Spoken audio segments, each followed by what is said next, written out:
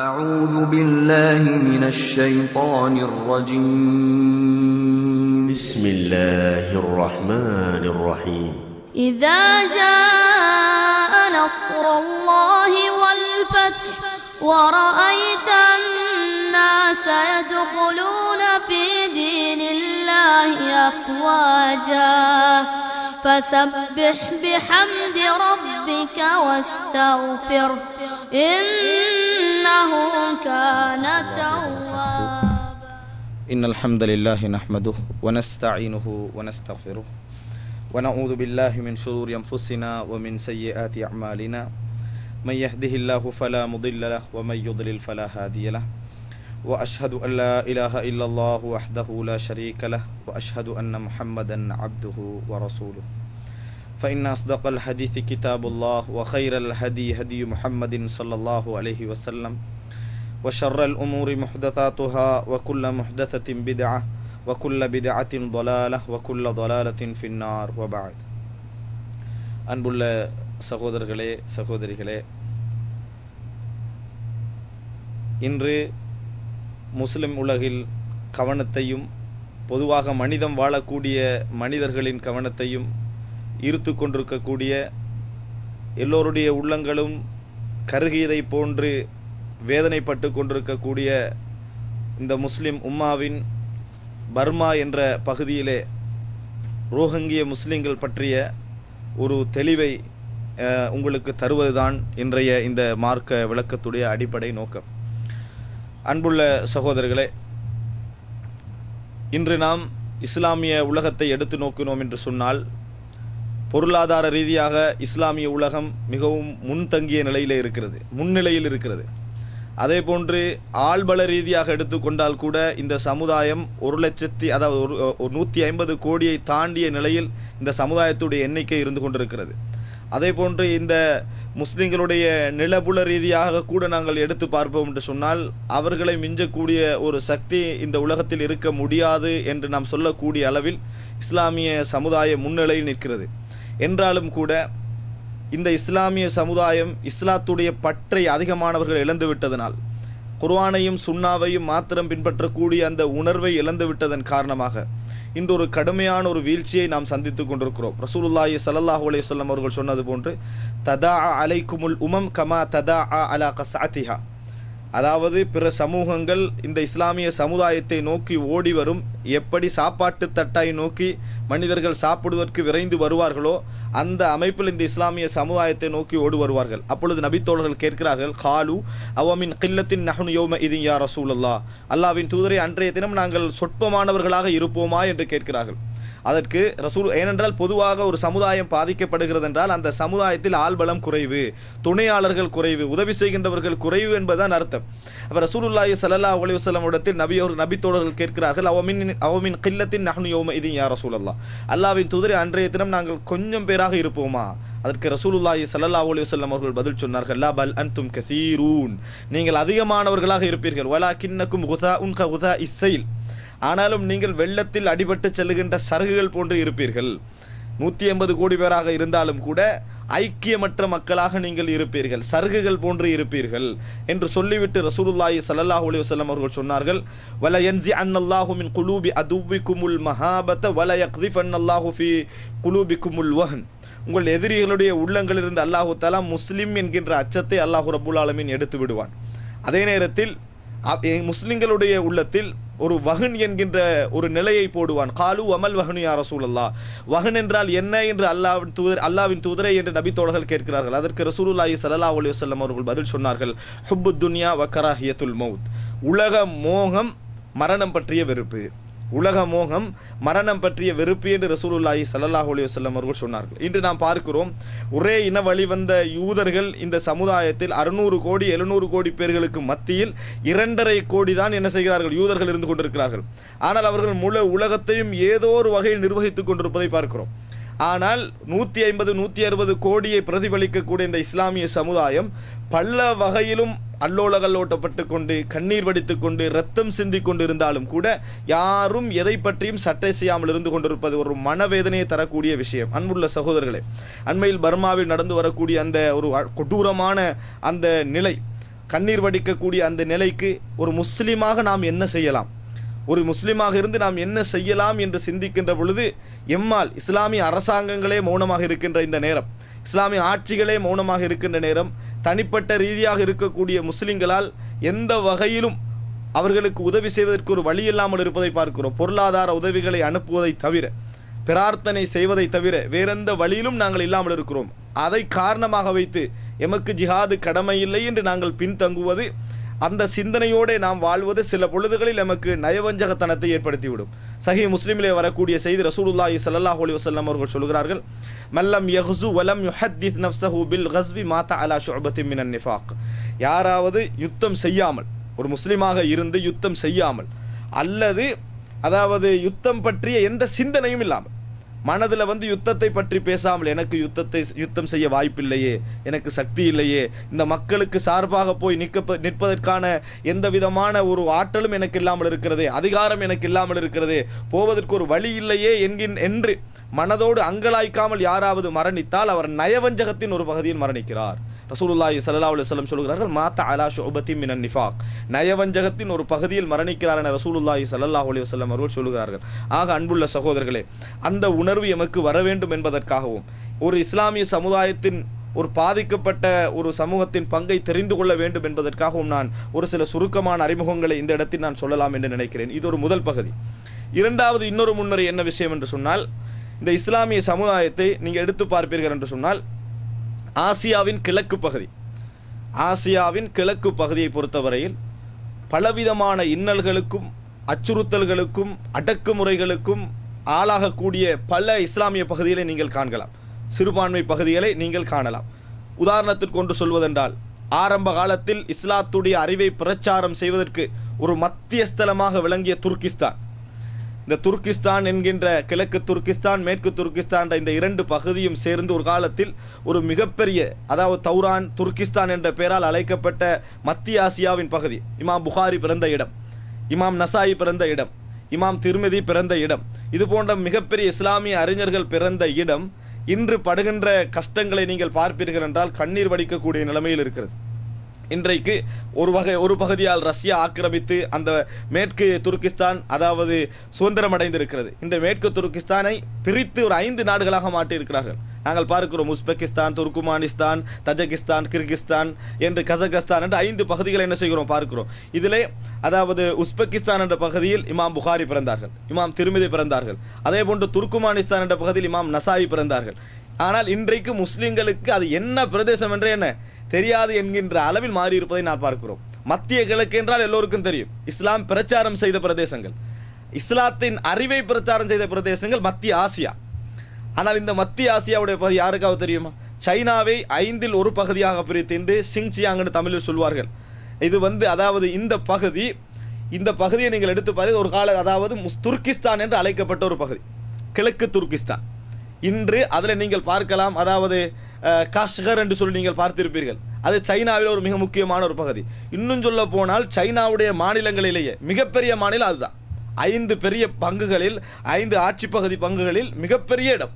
ஆனால் அதிலே முஸ்லிம்கள் அதாவது படுகின்ற கஷ்டங்கள், உத்தியோகபூர்வமான அறிக்கைகள் 1 கோடி 1.5 கோடி முஸ்லிம்கள் இருக்கிறார்கள் என்று சொன்னாலும் சரியான அறிக்கைகளை நாம் தொகுத்து பார்ப்போம் என்று சொன்னால் கிட்டத்தட்ட 10 கோடி முஸ்லிம்கள் அங்கே வாழ்வதற்கு வாய்ப்புண்டு என்று சொல்லக்கூடிய அளவில் உள்ள ஒரு பகுதி. ஆனால் அந்த முஸ்லிம்களுக்கு நடக்கக்கூடிய பிரச்சனைகள் எல்லாம் எங்களோட மீடியாவுக்கு வந்து சேர்கிறத காரணம் என்ன? பௌத்தம் என்று சொல்லப்படுகின்ற, பௌத்த ஆட்சி என்று சொல்லப்படுகின்ற இடங்களையெல்லாம் நீங்கள் எடுத்து பாருங்கள். பெரும்பாலும் அங்கே கொம்யூனிசத்துடைய அதை வாடை அடித்து கொண்டிருக்கும். கொம்யூனிச வாடை அடிக்கக்கூடிய அந்த பிரதேசங்களில் கேபிட்டலிச வாடை அடிக்கக்கூடிய இந்த UK, அமெரிக்கா போன்ற நாடுகள் கூடுதலாக தலையிட முடியாமல் இருப்பதனால் அங்கே உள்ள மீடியாக்களில் முக்கியமான செய்திகள் வெளியே வராமல் இருப்பதை நாங்கள் பார்க்கிறோம். அன்புள்ள சகோதரர்கள், இது ஒரு வேதனையான நிகழ்வு. இன்றைக்கு அதாவது கிழக்கு துர்க்கிஸ்தான் பகுதியிலே நடந்து வரக்கூடியவைகள் இந்த நான் சொல்லக்கூடிய பர்மா மட்டுமல்ல, கிழக்கு துர்க்கிஸ்தான் பகுதி ஒரு வேதனைக்குரிய ஒரு பகுதி.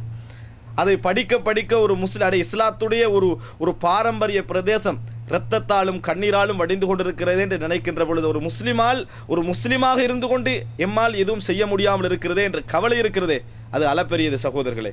ஒன்று.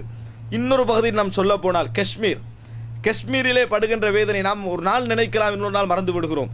அன்புள்ள சகோதரர்களே, ஒரு பிரார்த்தனை செய்கின்ற பொழுது எத்தனை நாட்டை நாம் உள்ளடக்கி பிரார்த்தனை செய்வது என்று நினைக்கின்ற அளவில் அந்த வேதனைகள் பரவி இருப்பதை பார்க்கிறோம். அது மாத்திரமல்ல, பட்டாணி முஸ்லீம்கள், அதாவது தாய்லாந்துடைய பகுதியில் வாழக்கூடிய ஒரு இஸ்லாம், ஒரு காலத்தில் இஸ்லாமிய ஆட்சி 200 லட்சம் வருடங்கள் அந்த பிரதேசத்தில் இருந்தன. அதாவது இந்த பர்மாவுக்கு கீழுள்ள பகுதி லாவோஸ், அதே போல் அங்கே வியட்நாம், இங்கே தாய்லாந்து, இதில் தாய்லாந்துடைய ஒரு பகுதியில், அதாவது சீன கடல் உடைய எல்லையாக கிழக்கிலே சீன கடலை எல்லையாக கொண்டிருக்கக்கூடிய அந்த தாய்லாந்து பகுதியின் ஒரு பகுதியில் இருக்கக்கூடிய பட்டாணி மக்களுடைய அந்த சோதனைகள் 200 லட்சம் பேர். அன்புள்ள சகோதரர்கள், எந்த அளவுக்கு என்றால் முஸ்லீம்களுக்கு இது அந்த மலாய் மக்களான அந்த பட்டாணி பிரதேசமா பர்மா பிரதேசமான்னு தெரியாத அளவில் இந்த பர்மாவுடைய பிரச்சனையின் பொழுது அந்த பிரதேசத்து போட்டோக்களை எல்லாம் இமெயில்களில் அனுப்பினார்கள்.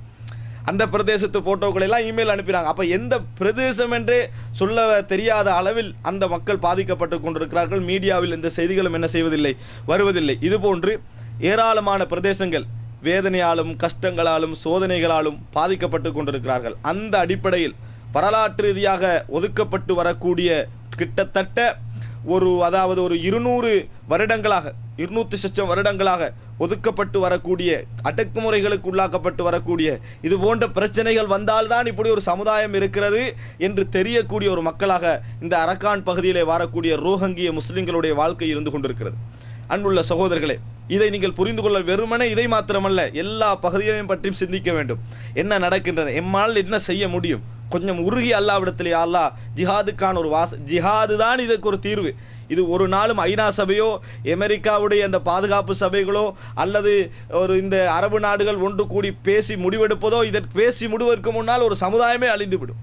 இதற்கு உண்மையான ஒரு தீர்வு இஸ்லாம். ரசூலுல்லாஹி ஸல்லல்லாஹு அலைஹி வஸல்லம் அவர்கள் சொன்னார்களே, இந்த ஜிஹாத் இந்த சமுதாயத்தில் உயிர் வாழும் என்ற செய்திகளை சொன்னார்களே, அப்படி இஸ்லாம் உறுதியாக இருக்கும் ஜிஹாது வாழும் காலமெல்லாம்.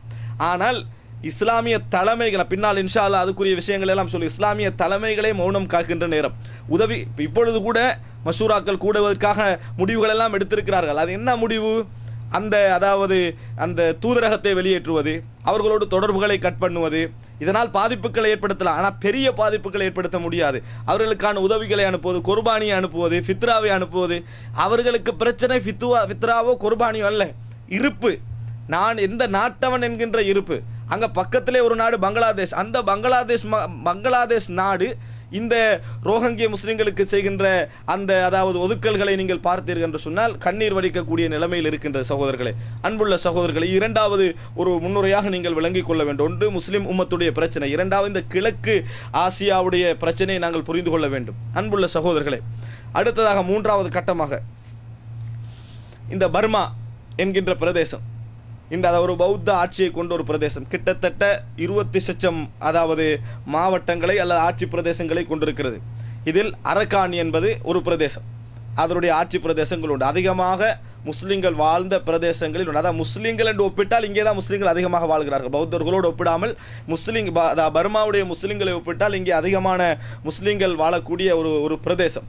அன்புள்ள சகோதரர்களே, இந்த பர்மாவை நீங்கள் எடுத்து பார்ப்பீர்கள் என்று சொன்னால் கீழே அந்த எல்லையில் தெற்கு பிரதேசத்தில் இந்து சமுத்திரத்தை காணலாம். அதற்கு மேற்காக வங்காள அந்த வளைகுடாவை நீங்கள் காணலாம். அடுத்ததாக அந்த வடக்கில் நீங்கள் எடுத்துக்கொண்டீர்கள் சொன்னால் வடமேற்காக பங்களாதேஷும் அங்கே வடகிழக்காக சைனாவை நீங்கள் காணலாம். மேற்கு பிரதேசத்திலே லாவோஸ், அதே போல் தாய்லாந்து, அப்படி கீழ்ப்பகுதியில் தாய்லாந்து என்கின்ற ஒரு சிறு வட்டத்தை கொண்ட ஒரு நாடு. இதில் அரக்கான் என்கின்ற அந்த பிரதேசத்தோடு மேற்கில் கடல்.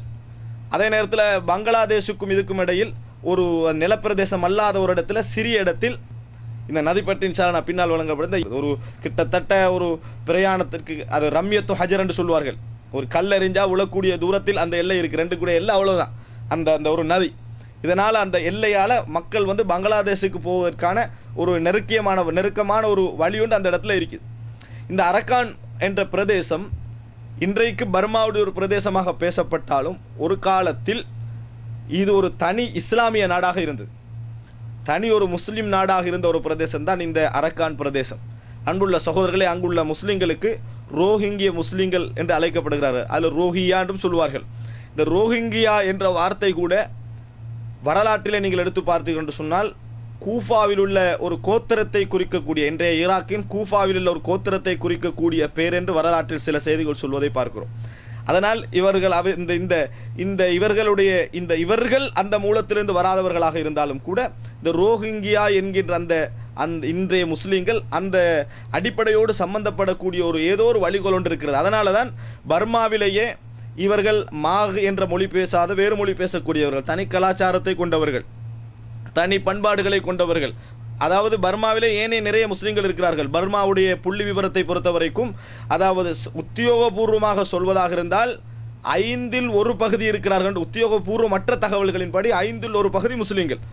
அதாவது கிட்டத்தட்ட 5.5 கோடி மக்களில், பர்மா 5.5 கோடி மக்களில் 1/5 முஸ்லீம்கள் என்று அதாவது உத்தியோகபூர்வமற்ற அறிக்கைகள் சொல்கின்றன. என்றாலும் உத்தியோகபூர்வமான அறிக்கை 4% தான் முஸ்லீம்கள் என்று சொல்லிக் கொண்டிருக்கிறது.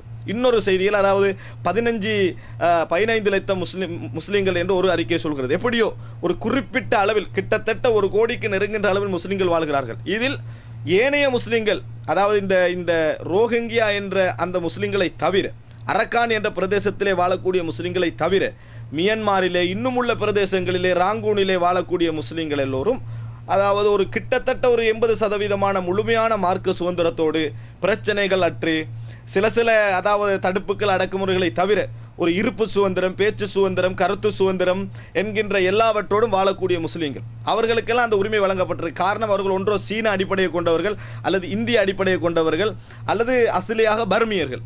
ஆனால் இந்த ரோஹிங்கிய முஸ்லீம்களை தான் அவர்கள் பங்களாதேஷிலிருந்து வந்தவர்கள், அரபுகளுக்கு இந்த துணையாக செயல்பட்டவர்கள் என்ற ஒரு அவதூறு அவர்கள் மீது காலாகாலமாக நூற்றாண்டு ரீதியாக இருந்து கொண்டிருக்கிறது இந்த ரோஹிங்கிய முஸ்லீம்களுக்கு. அன்புள்ள சகோதரர்களை, இந்த அரக்கான் பிரதேசத்திலே ஒரு காலத்தில் ஒரு இஸ்லாமிய நாடே நிறுவப்பட்டது. கிறிஸ்துக்கு பின் 1400 தொடக்கம் 1700 வரைக்கும் 350 வருட காலம் ஒரு இஸ்லாமிய நாடே அங்கே இருந்தது. சுலைமான் ஷாஹுடைய மகன் சுலைமான் ஷாஹுடைய தலைமையில் அந்த ஆட்சி ஆரம்பித்து கிட்டத்தட்ட 42 மன்னர்கள் அந்த பிரதேசத்தை, இஸ்லாமிய பிரதேசத்தை ஆட்சி செய்திருக்கிறார்கள். அந்த நாணயங்கள் கூட, அவர்கள் வெளியிட்ட நாணயம் இன்று வரை பர்மாவில் இருக்கிறது. அவர்கள் அரக்கான் பிரதேசத்திலே வெளியிட்ட நாணயம், அந்த பிரதேசத்துக்குரிய நாணயம் இன்று வரைக்கும் இருக்கிறது. நீங்கள் பார்க்கலாம். அந்த நாணயத்தில் லா இலாஹ இல்லல்லாஹ் முஹம்மதுர் ரசூலுல்லாஹ் என்கின்ற வார்த்தைகளோடு நாணயம் வெளியிட்ட ஒரே சமுதாயம் என்று சொல்லலாம் அரக்கான் மக்கள். அவ்வளவு ஒரு மார்க்கப்பட்டோடு அவர்கள் வாழ்ந்திருக்கிறார்கள். அன்புள்ள சகோதரர்களே, அப்படி வாழ்ந்த அந்த பிரதேசம் கிறிஸ்துக்கு பின் 1700களில் இந்த முஸ்லீம்கள், ரோஹிங்கிய முஸ்லீம்கள் 1700களில், அதாவது போர்த்துகேயர்கள், அதுக்கு பின்னால் ஆங்கிலேயர்கள் வந்து கைப்பற்றிய நேரத்தில் இந்தியா எப்படி கைப்பற்றப்பட்டதோ, அன்றைய இந்தியா, அதாவது பங்களாதேஷ், பாகிஸ்தான் உட்பட எப்படி கைப்பற்றப்பட்டதோ, அதே போன்று இந்த பர்மா பகுதியும் என்ன செய்கிறது, கைப்பற்றப்படுகிறது. கைப்பற்றப்படுகின்ற நேரத்தில் அரக்கான் பகுதியும் கைப்பற்றப்படுகிறது. அந்த அவர்கள் அப்படி கைப்பற்ற நேரத்தில் இந்த இஸ்லாமிய ஆட்சி உடைந்து போகிறது. அவருடைய ஆட்சி கீழே போனோன்னா இந்த அரக்கான் பகுதியுடைய இஸ்லாமிய ஆட்சி அப்படி உடைந்து போகிறது.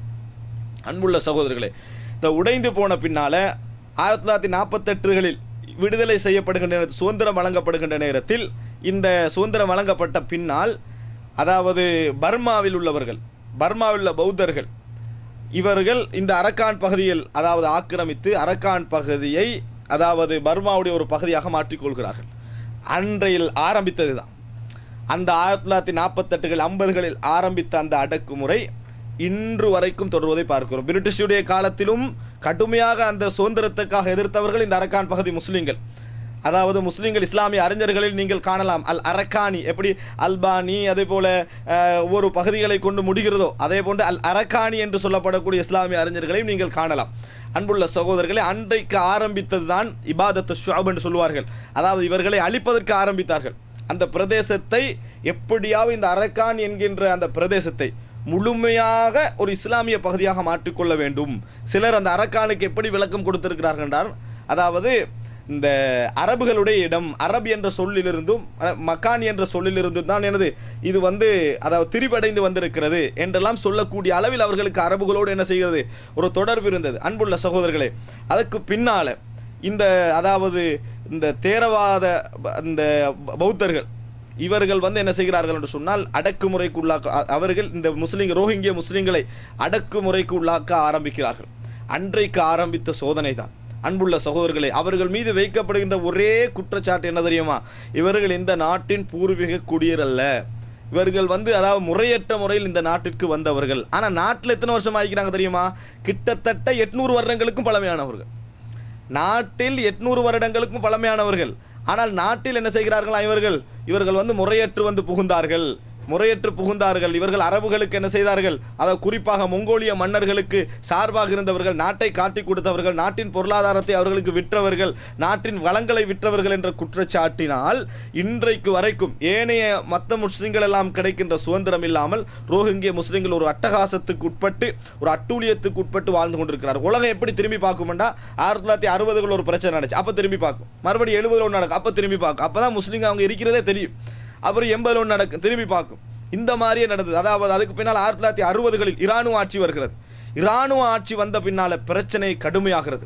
கிட்டத்தட்ட பர்மாவிலிருந்து இந்த ரோஹிங்கிய முஸ்லிம்களும் ஏனைய முஸ்லிம்களும் உட்பட 5 லட்சம் முஸ்லிம்கள் வெளியேற்றப்பட்டார்கள். அதில் சவுதிக்கு என்ன செய்தார்கள்? கிங் ஃபைசல் அவர்கள் அந்த அந்த அந்த காலப்பகுதியில் என்ன செய்தார்கள்? தன் வாசலை என்ன செய்தார்கள்? இந்த மக்காவுடைய வாசலை, சவுதியுடைய வாசலை திறந்து விட்டார்கள். வந்த அந்த அல்ஹம்துலில்லாஹ் அவருக்கு அல்லாஹ் ரஹ்மத்து செய்ய வேண்டும். அதற்கு பின்னால் இன்றைக்கு பார்க்கிறோம், மக்காவில் சனத்தொகையில் 115% பர்மிய மக்கள். மக்காவின் சனத்தொகையில் 115% பர்மிய மக்கள். அவர்கள் தான் இன்று வரைக்கும் அந்த அரக்கான் பிரதேசத்தோடு நேரடியான தொடர்புடையவர்கள். தகவல்களை கூட நீங்கள் முறையாக எடுப்பதாக இருந்தால் அவர்களுடைய இணையதளம் வேணைய இணையதளங்களில் இல்லாத செய்திகள் எல்லாம் என்ன செய்யும்? நேரடியாக பெற்றுத்தரக்கூடிய ஒரு இணையதளம். அன்புள்ள சகோதரர்களே, இப்படி ஒரு வரலாற்று பின்னணியை கொண்டவர்கள் இவர்கள் இன்றைக்கு இந்த புதிய ஒரு பிரச்சனைக்கு உள்ளாகி இருக்கிறார்கள். அன்புள்ள சகோதரர்களே, இந்த புதிய பிரச்சனை, இது நீங்கள் 4வது கட்டமாக விளங்கிக் கொள்ள வேண்டும். இந்த புதிய பிரச்சனை என்ன என்பதை நீங்கள் சுருக்கமாக புரிந்து கொள்ள வேண்டும். இது என்னவென்று சொன்னால், புதிதாக இராணுவ ஆட்சியிலிருந்து பர்மா தளர்ந்து இப்பொழுது ஒரு ஜனநாயக ஆட்சி என்கின்ற ஒரு ஆட்சி பீடத்தை நிறுவி இருக்கிறது. இன்னும் கூட இராணுவத்திலிருந்து முழுதாக என்ன செய்யவில்லை, விடுபடவில்லை. அதில் இந்த அரக்கான் பகுதியில் கிட்டத்தட்ட அதாவது 40 பேர் பார்லிமெண்ட்டுக்கு தகுதி படைக்கிறார்கள், எம்பிக்களாக ஆகின்றார்கள். அதில் 40 பேரில் 35% இந்த அதாவது மாகு என்ற தேரவாத புத்த அந்த பிரிவினை சேர்ந்தவர்கள். 45 பேர் ஆட்சி அவங்க தான். 5 முஸ்லிம்கள் என்ன செய்கிறார்கள்? செலக்ட் ஆகிறார். ஆனால் அது ஒரு அரைவாசி என்று வர வேண்டிய அளவில் இருப்பவர்கள் 20 வரணும். ஆனால் 5 முஸ்லிம்களை செலக்ட் ஆகிறாங்க. 35 பேர் என்ன செய்கிறார்? பார்லிமெண்ட்ல அந்த இனத்தவர்கள் செலக்ட் ஆகிறார்கள். அதற்கு பின்னால் அரசாங்கம் என்ன செய்கிறது? இப்போ ஜனநாயகமாக வந்திருக்கக்கூடிய அரசாங்கம் ஒரு அறிவிப்பு செய்கிறது. இவர்களிடத்தில் நேஷனாலிட்டி, அதாவது இவர்கள் இந்த நாட்டுக்குரியவர்கள் என்ற தேசிய அடையாள அட்டை எதுவுமே இல்லை. இவர்கள் யார் அகதிகள்னு ஏற்றுக்கிறதும் இல்லை, இந்த நாட்டுக்குரியவர்கள் கவர்மெண்ட் ஏற்றுக்கொள்ளவும் இல்லை. அது ஏற்கனவே பறிமுதல் செஞ்சுட்டாங்க. எதுவும் இல்லாத ஒரு அகதிகளான ஒரு பகுதியில் தான் அவங்க வாழ்ந்து கொண்டிருக்கிறார்கள் ரோஹிங்கிய முஸ்லீம்கள். அப்போ கவர்மெண்ட் அறிவிக்குது என்னன்னு சொன்னால், இவர்களுக்கெல்லாம் ஐடென்டி வழங்க போகிறோம். புதுசாக வந்த ஜனநாயக ஆட்சி என்ன செய்துட்டா இவர்களுக்கெல்லாம் ஐடென்டி வழங்க போகிறோம்னு அறிவிக்குது. இந்த அறிவிப்பு இந்த இவர்களுடைய உள்ளத்தில் ஒரு பெரிய ஒரு பாதிப்பை ஏற்படுத்தியிருக்கு. அதாவது அரக்கான் பிரதேசத்திலே வாழக்கூடிய பௌத்த அந்த அதாவது வெறியர்களுடைய உள்ளத்தில் ஒரு பெரிய ஒரு பாதிப்பை ஏற்படுத்தி இருக்கிறது. இவர்கள் இது நேரத்தோட திட்டமிட்ட ஒன்றுதான் என்பதை நான் பின்னால் உங்களுக்கு வழங்கப்படுத்துகிறேன். இவர்கள் இதற்கு சொல்லுகின்ற காரணம் என்ன? ஆனால் திட்டமிட்ட ஒன்றை நீங்கள் புரிந்து கொள்ளலாம். எப்படி பிரச்சனை ஆரம்பிக்கிறது தெரியுமா? ஒரு குற்றச்சாட்டு வருகிறது. என்ன குற்றச்சாட்டு? திட்டமிடுகிறார்கள். ஒரு பௌத்த பெண்ணை இவர்கள் என்ன செய்து விட்டார்களாம்? முஸ்லிம்களில் 3 பேர் கற்பழித்து விட்டார்கள். ஒரு பௌத்த பெண்மணியை கற்பழித்து கொலை செய்திருக்கிறார்கள், 3 பேர் கொலை செய்திருக்கிறார்கள் என்ற குற்றச்சாட்டை என்ன செய்கிறார்கள்? பரத்துகிறார்கள். இது எந்த பிரதேசத்தில் என்று சொன்னால் தாஸ், நுஜூக் என்று சொல்லக்கூடிய 2 பிரதேசங்கள். இந்த ஏரியாவில் பௌத்தர்கள் தான் அதிகமாக வாழுகிறார்கள். பௌத்தர்கள் அதிகமாக வாழக்கூடிய இந்த பிரதேசத்தில் இப்படி ஒரு கற்பழிப்பு நடந்ததாக ஒரு குற்றச்சாட்டை வைக்கிறார்கள். கற்பழிப்பு முஸ்லிம்கள் கூடுதலாக வாழக்கூடிய மாங்தூங் என்று அதாவது அரபியில் அதாவது சொல்வார்கள், அதாவது மாங்தூ என்று சொல்லப்படக்கூடிய ஒரு பிரதேசம். இந்த மாதிரி ஒரு பிரதேசத்திலே நடந்திருந்தால் ஒரு குற்றச்சாட்டு நியாயமிடலாம். இது அவர்களுடைய பிரதேசம். அந்த தாஸ், நுஜூக் என்று சொல்லக்கூடிய அந்த அரக்கான் பிரதேசத்திலேயே ராங்கூன் தலைநகருக்கு போகக்கூடிய ராங்கூனுக்கு போகக்கூடிய பகுதியில் அந்த வழியில் இருக்கக்கூடிய 2 கிராமம். இந்த கிராமத்தில் ஒரு பெண்மணி கற்பழிக்கப்பட்டு போடப்பட்டிருந்தால் இதுக்கு முஸ்லீம்கள் தான் காரணம் என்ற செய்தி என்ன செய்கிற பரவுகிறது. பரவின உடனேயே என்ன செய்கிறாங்கன்னு சொன்னால், எதிர்பார்த்திருந்தது போல ராங்கூனில் இருந்து என்ன ராங்கூனுக்கு அல்லது ராங்கூனில் இருந்து அந்த பகுதியால் வரக்கூடிய அந்த ஒரு பஸ் வருது. இந்த பஸ்ஸை என்ன செய்கிறாங்க? திட்டமிட்டு நிறுத்துகிறார்கள். நிறுத்தி அதில் உள்ளவங்களெல்லாம் இறக்குறாங்க. இறக்கப்பட்டவர்களில் 10 பேரில் 8 பேர் ராங்கூன் தலைநகரை சேர்ந்தவர். அரக்கானுக்கு அவங்களுக்கு சம்பந்தமே இல்லை, தலைநகரை சேர்ந்தவர்கள். 2 பேர் இந்த அரக்கானிலே மாங்துவன், அதாவது இக்கியாப் என்ற அரக்கானுடைய தலைநகரம் வந்து இக்கியாப். இந்த அரக்கானுடைய இக்கியாப் பிரதேசத்தை, இக்கியாப் என்ற அரக்கானுடைய இக்கியாப் என்ற பிரதேசத்தில் பௌத்தர்கள் தான் அதிகமாக வாழ்கிறார்கள். அதில் கூட முஸ்லிம்கள் இல்லை. அரக்கானில் கூட பல கிராமங்களில் 13-14 கிராமங்களில் அதிக முஸ்லிம்கள் வாழக்கூடிய கிராமங்களும் இருக்கின்றன, அதிக பௌத்தர்கள் வாழக்கூடிய கிராமங்களும் இருக்கின்றன. இப்போ அதிக பௌத்தர்கள் வாழக்கூடிய பிரதேசம் தான் இக்கியாப் என்றது. அதில் இருந்து 2 பேரும், ராங்கூனில் இருந்து 8 பேர் இந்த பஸ்ஸில் வராங்க. இந்த 10 பேரும் மத குருமார்கள், மார்க்கத்தை பிரச்சாரம் செய்யக்கூடியவர்கள், வயோதிபர்கள், 50-60 வயது உடையவர்கள். இவங்களை என்ன செய்கிறாங்கண்டா, குட்டிச்சு இறக்கி நீங்கள் தான் இந்த குற்றத்துக்கு காரணம் என்று சொல்லி திட்டமிட்ட ஒரு சதி காரணம் என்று சொல்லி அவர்களை கட்டுமையாக அடிக்கிறார்கள். அடி என்று சொன்னால் 10 பேர் இறந்து விடுகிறார் அடியில். எப்படி அடி என்று சொன்னால் மத வெறியை அப்படியே காட்டக்கூடிய ஒரு அடி. இந்த இஸ்லாமிய மார்க்கத்தை அறிவியல் பூர்வமாக நிரூபித்து இவர்கள் பிரச்சாரம் செய்கிறார்களே, எங்களிடத்தில் அன்பு என்கின்ற ஒரு பிரச்சாரத்தை தவிர வேற எதுவும் என்ன செய்யலாது, மார்க்கத்தை உண்மைப்படுத்துறதுக்கு எதுவுமே எங்கள்கிட்ட இல்லையே என்கின்ற அந்த அறிவு தோல்விதான் இந்த இஸ்லாமிய சமுதாயத்தை இப்படி வெறித்தனமான முறையில் எதிர்க்க தோன்றுகிறது. ரசூலுல்லாஹி ஸல்லல்லாஹு அலைஹி வஸல்லம் அவர்கள் சொன்னது போன்று உம்மத்தி உம்மத்துன் மர்ஹூமா அதாபுஹா ஃபித் துன்யா வ ரஹ்மத்துஹா ஃபில் ஆஹிரா. இந்த உம்மத் ஒரு ரஹமத்து செய்யப்பட்ட ஒரு உம்மத். காரணம், அதனுடைய அத்தனை அதாபுகளும் இந்த உலகத்தில் தான், அதனுடைய ரஹ்மத் அனைத்தும் நாளை மறுமையில் தான் என்று ரசூலுல்லாஹி ஸல்லல்லாஹு அலைஹி வஸல்லம் சொன்னது போன்று நபிமார்கள் இருக்க இந்த சமுதாயங்களுக்கு கொடுமைகள் நடந்திருக்கின்றன, நபிமார்களே கொல்லப்பட்டிருக்கிறார்கள்.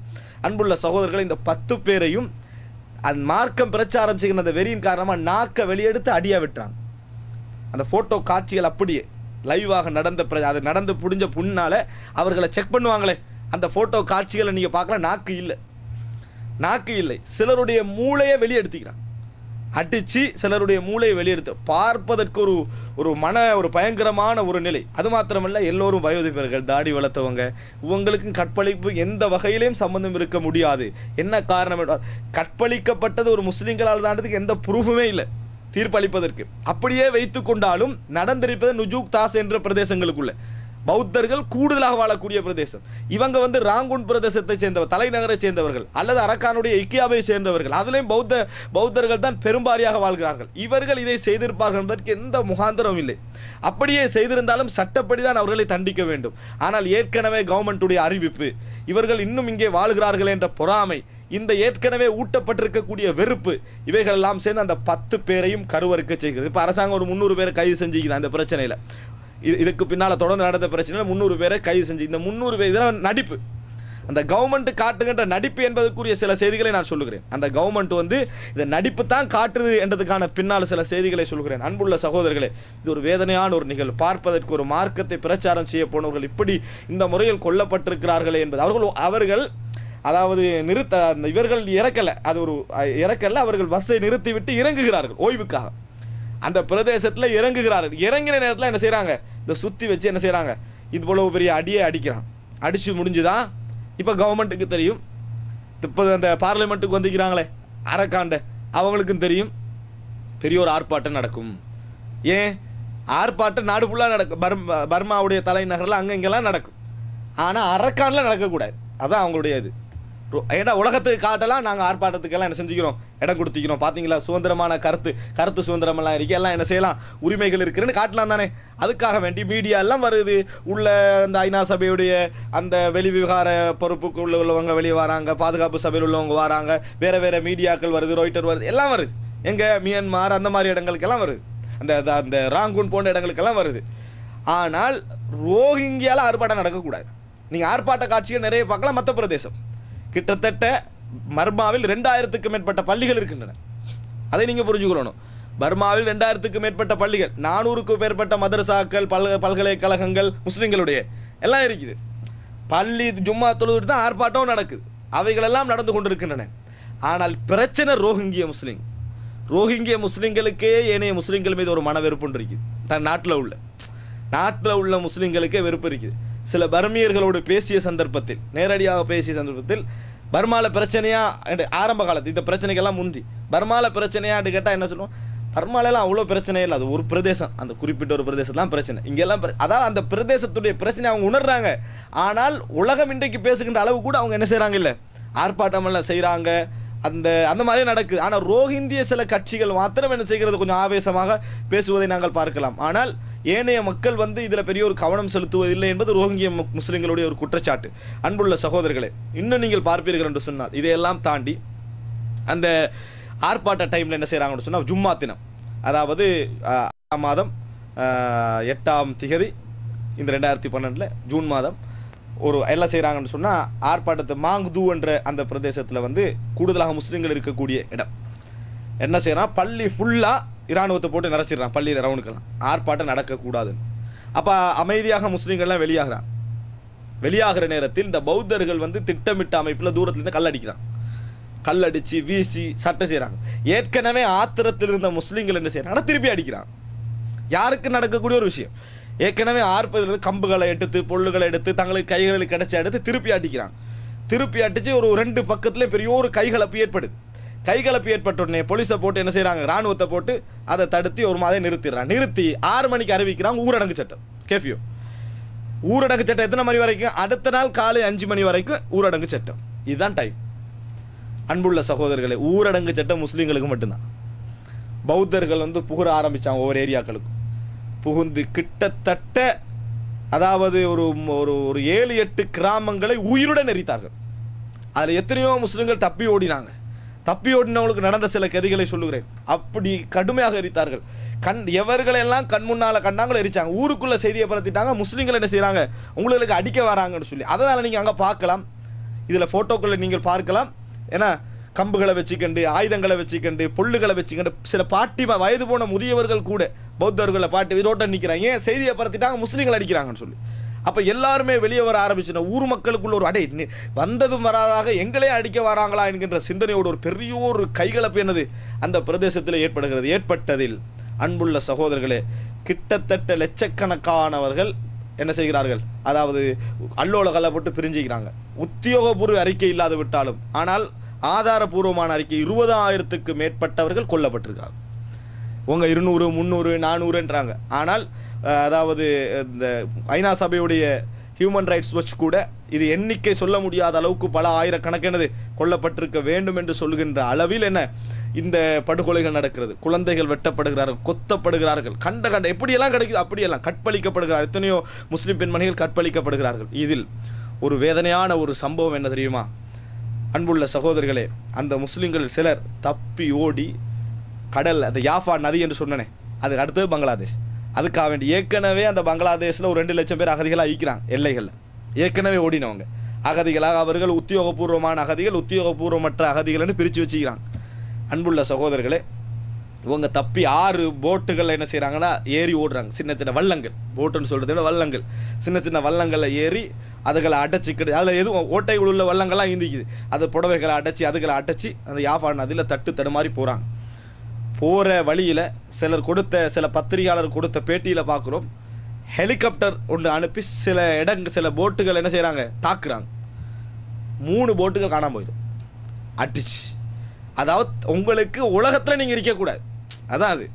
இவர்கள் தப்பியோடு திருப்பி மறுவாங்கினதுக்காக வேண்டி 3 போட்டுகள், ஒரு ஹெலிகாப்டர் வந்தேன்னு சொல்கிறாங்க. பலதான் அனுப்பலை, ஒரு ஹெலிகாப்டர் மூலம் ஒரு 3 போட்டுகள் தாக்கப்பட்டு அது காணாமல் போயிடுது. ஒரு 3 போட், அதில் சிலர் வந்து கடல்லையே என்ன செஞ்சிடறாங்க, இறந்து விடுகிறார்கள், குழந்தைகள் குட்டிகளாக. 3 போட், கிட்டத்தட்ட ஒரு 100-200 பேர்கள் தாங்கிய போட் போய் அப்படியே பங்களாதேஷுடைய எல்லையில் என்ன செய்கிறாங்க, 4 நாட்களுக்கு பின்னால் தடுமாறி வள்ளத்தில் இழுத்து போகிறோன்னா எவ்வளோ ஒரு பாதிப்பு. போய் ஒரு மாதிரியாக பங்களாதேஷுடைய எல்லையில் வந்து என்ன செய்கிறாங்க, அப்படி அது கங்களை ஏலாமல் உளுந்து கீழே விழுந்துற. பங்களாதேஷ் ஒரு இஸ்லாமிய நாடு சகோதரர்கள்.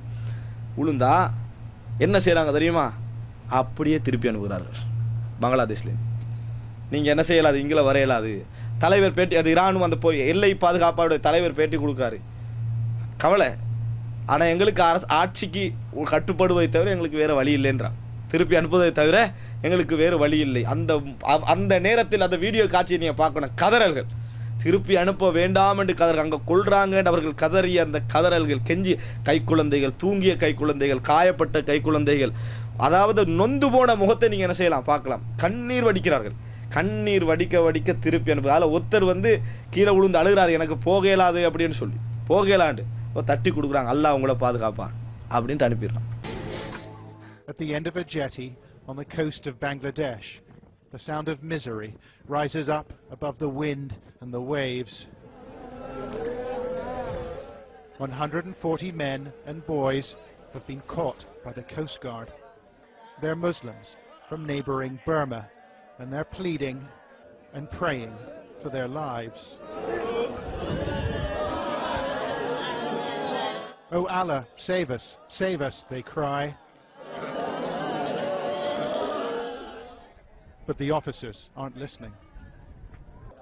After weeks of violence in northwest Burma, members of the Muslim minority, called the Rohingya, are trying to flee. But no one wants them. An officer takes photos. His colleagues hand out water and a packet of rice, and then they order the group back out to sea.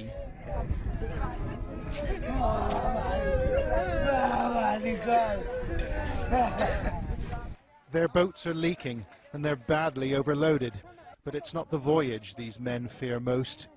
It's returning to Burma. "They'll kill me," says this man. An officer from the Coast Guard replies, "Allah will save you. Now go back." அல்லாஹ் நிச்சயமாக இன்ஷா அல்லாஹ் அவர்களை பாதுகாப்பான். இதை திருப்பி எடுப்பான் அல்லாஹ் தஆலா. இன்றைக்கு நிம்மதியோடும் சந்தோஷத்துடன் வாழக்கூடிய பிரதேசங்களுக்கு அல்லாஹ் தஆலா சோதனைகளை இதுக்கு உதவி செய்யாதனால நிச்சயமாக அல்லாஹ் ரப்பல் ஆலமீன் உண்டாக்குவான். அன்புள்ள சகோதரர்களே, திருப்பி போனவர்கள் எங்க போனாங்கன்னு இல்லை. ஒரு சிலர் தப்பி மறுபடியும் பங்களாதேஷுக்கு வேற வழியாக வந்து பூந்துட்டாங்க. அதாவது மீனவர்கள், பங்களாதேஷ் மீனவர்கள் கொடுத்த பேட்டியில் எத்தனையோ கை குழந்தைகள், பெண்கள் எல்லாம் கடலில் சிதறி கிடக்குறாங்க, மரணம். அன்புள்ள சகோதரர்கள், அட்லீஸ்ட் ஒதுங்குவதற்கு கூட ஒரு முஸ்லிம் நாடு துணை செய்வதில்லை என்று சொன்னால் ஈமான் வாழுது என்று சொல்லலாமா? ஈமான் செத்து விட்டது என்று சொல்ல வேண்டும் சகோதரர்கள். அவ்வளோ ஒரு பயங்கரமான காட்சி. ஏற்கனவே அந்த முகாமிலே ஒதுங்கி இருக்கக்கூடிய ஒரு பெண், ஏற்கனவே ஒதுங்கி இருக்கக்கூடிய ஒரு பெண்மணி அல் ஜசீரா பேட்டி இருக்கிறது.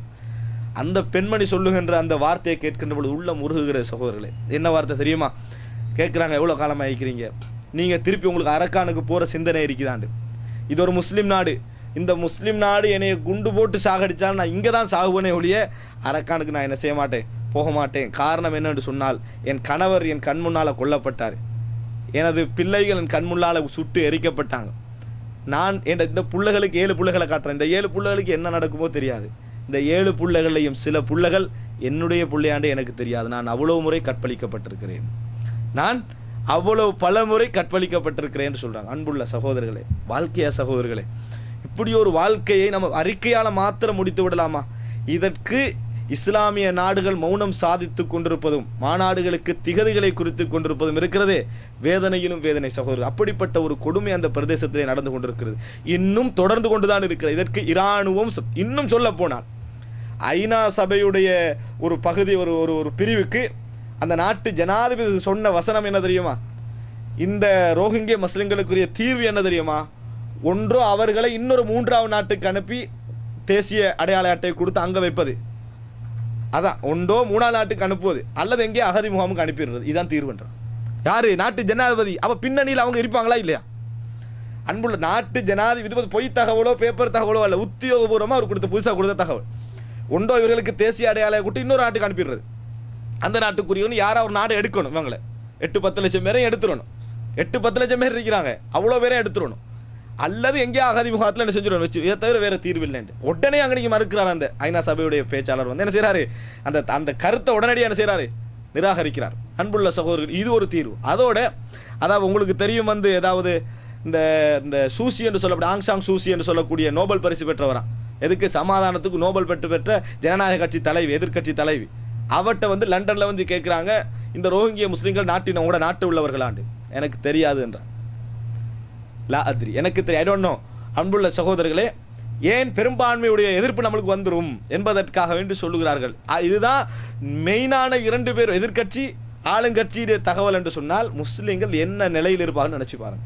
அன்புள்ள சகோதரர்களை, வேண்டுமென்று இலக்கு வைத்து சுடப்பட்டிருக்கிறார்கள், இதில் சந்தேகமே இல்லை.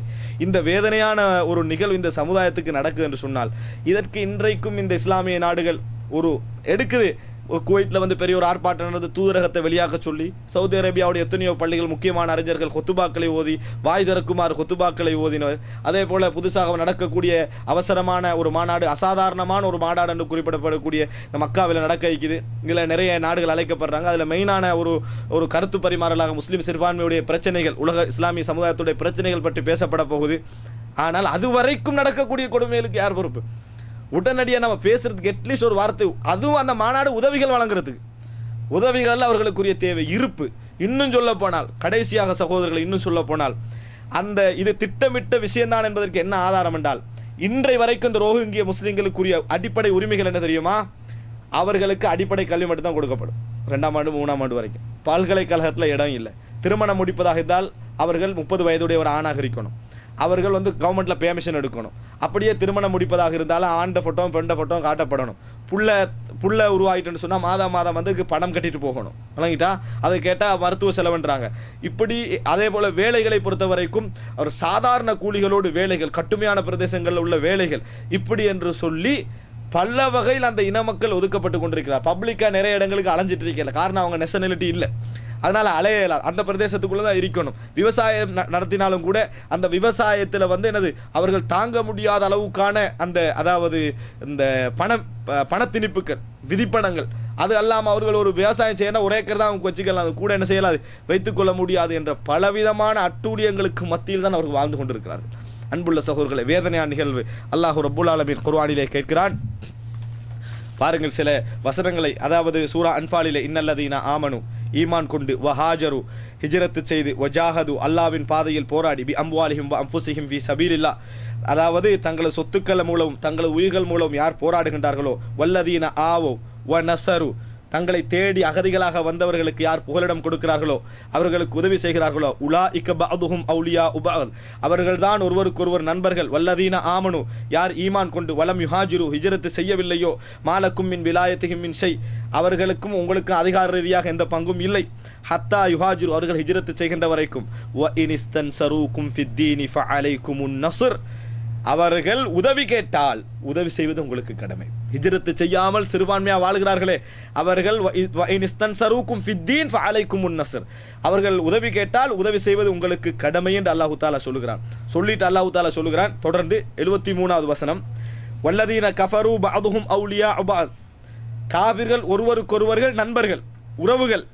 இல்லா தஃஅலுஹு தகுன் ஃபித்னத்தும் ஃபில் அர்லி வ ஃபஸாதுன் கபீர் நீங்கள் அப்படி செய்யவில்லை என்றால் இந்த உலகம் ஒரு குழப்பமயமாகும், பெரிய சோதனைகள் ஏற்படும் என்று அல்லாஹு தாலா சொல்லி காட்டுகிறான். அன்புள்ள சகோதரர்களை, அல்லாஹு தாலாவுக்கு பின்னால் சொல்லுகிறான், ஈமான் கொண்டு யார் ஹிஜ்ரத்து செய்து அல்லாஹ்வுடைய பாதையில் போராடி இன்னும் தங்களை தேடி வந்தவர்களுக்கு புகலிடம் கொடுத்து உதவி செய்கிறார்களோ, உலாஇக ஹுமுல் முஃமினூன ஹக்கா அவர்கள்தான் உண்மையான முஃமின்கள் என்று அல்லாஹு தாலா சொல்லுகிறான். லஹும் மக்ஃபிரத்தும் வ ரிஸ்குன் கரீம் அவர்களுக்கு பாவ மன்னிப்பும் நல்ல உணவும் நல்ல வாழ்வாதாரமும் அல்லாஹ்விடத்தில் இருக்கிறது அல்லாஹு தாலா சொல்லி காட்டுகிறான். அன்புள்ள சகோதரர்களே, அதுபோல சூரத்துல் நிசா, அதாவது கடமையை எங்கள் மீது உள்ள கடமையை நினைக்க வேண்டும். ஜிஹாது தான் இதற்கான தீர்வு. ஆனால் நம்மளுக்கு வழி இல்லையே என்கின்ற வேதனையாவது நம்மளை உணர்த்த வேண்டும். ஜிஹாதுக்குரிய வழி இறைவன் திறக்க மாட்டானா என்கின்ற உணர்வு இருக்க வேண்டும். அன்புள்ள சகோதரர்களே, ஃபல்யுகாத்தில் ஃபீ சபீலில்லாஹி அல்லதீன யஸ்ரூனல் ஹயாத்தத் துன்யா பில் ஆஹிரா அதாவது இந்த உலகத்தை விற்று மறுமையினால யார் வாங்கிக் கொள்கிறார்களோ அவர்கள் அல்லாஹ்வுடைய பாதையில் போராடட்டும். வமயுகாத்தில் ஃபீ சபீலில்லாஹி அல்லாஹ்வுடைய பாதையில் யார் யுத்தம் செய்து ஃபயுக்தல் கொல்லப்பட்டு அவ் யக்லிப் அல்லது வெற்றி பெறுகிறாரோ ஃபஸௌஃப நுஅதிஹி அஜ்ரன் அதீமா கொல்லப்பட்டாலும் சரி வெற்றி பெற்றாலும் சரி நாம் அவர்களுக்கு நல்ல கூலியை கொடுப்போம். வமாலக்கும் லா துகாத்திலூன ஃபீ சபீலில்லாஹ் வமாலக்கும் லா துகாத்திலூன ஃபீ சபீலில்லாஹ் அல்லாஹ்வுடைய பாதையில் நீங்கள் போராடாமல் இருக்க உங்களுக்கு என்ன நடந்தது?